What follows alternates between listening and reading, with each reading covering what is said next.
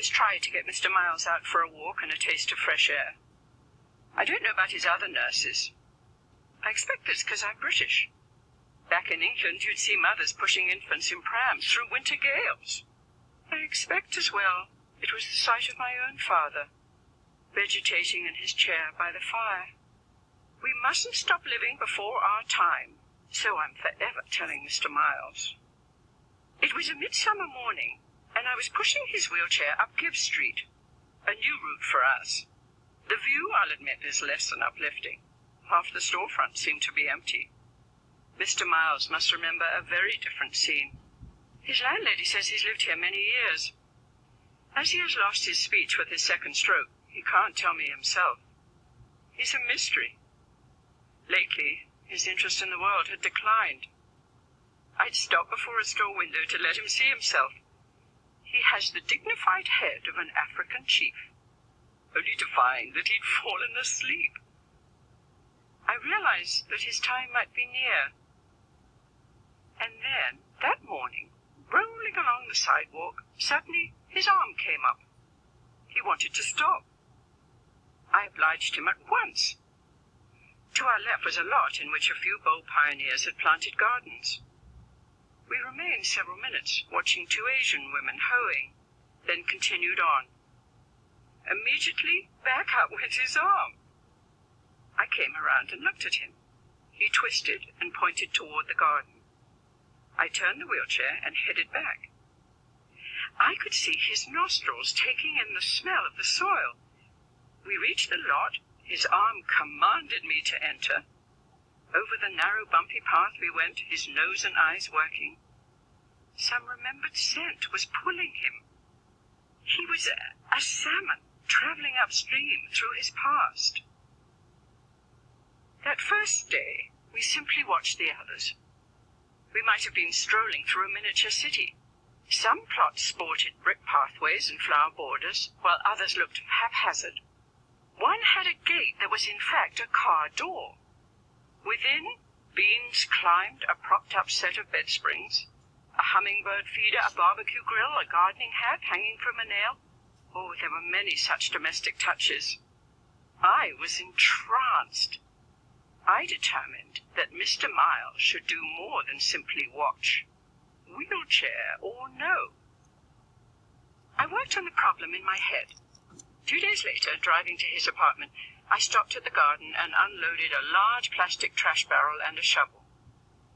I wheeled him up an hour later, used my pocket knife to cut holes in the bottom of the barrel for drainage, and built up a fine sweat shoveling in dirt. I brought with me a dozen seed packets. Mr. Miles chose the flowers, decisively ignoring the vegetables. Was he recalling his mother's flower garden? His history was unknowable. I pushed him as close to the barrel as I could. 30 minutes later, he'd planted hollyhocks, poppies, and snapdragons.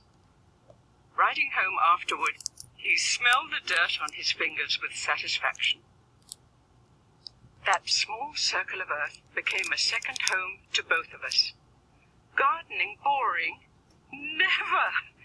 It has suspense, tragedy, startling developments, a soap opera growing out of the ground. I'd forgotten that tremolo of expectation produced by a tiny forest of sprouts. What a marvelous sight it was to behold Mr. Miles' furrowed black face inspecting his smooth-skinned young just arrived in the world he'd shortly leave. His eyes gained back some of their life.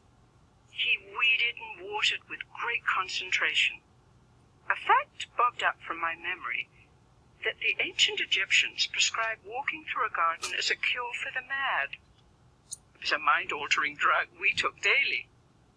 We were rather alone there, off to one side. Our most common visitors were the cats. They were attracted by the aroma of fish, the work of a child who'd copied the pilgrims of old and buried sardines with her seeds. Then our solitary status ended as a result of a downpour. When the rain came that day, the other gardeners all ran in the same direction, as if in a fire drill. We followed and found them sheltered beneath a shoe store's overhang 2 doors down. apparently their customary refuge. The small dry space forced us together. In 15 minutes we'd met them all, and soon knew the whole band of regulars. Most were old. Many grew plants from their native lands. Huge Chinese melons, ginger, cilantro, a green the Jamaicans call callaloo, and many more. Pantomime was often required to get over language barriers. Yet we were all subject to the same weather and pests, the same neighborhood, and the same parental emotions toward our plants. If we happened to miss 2 or 3 days, people stopped by on our return to ask about Mr. Miles' health.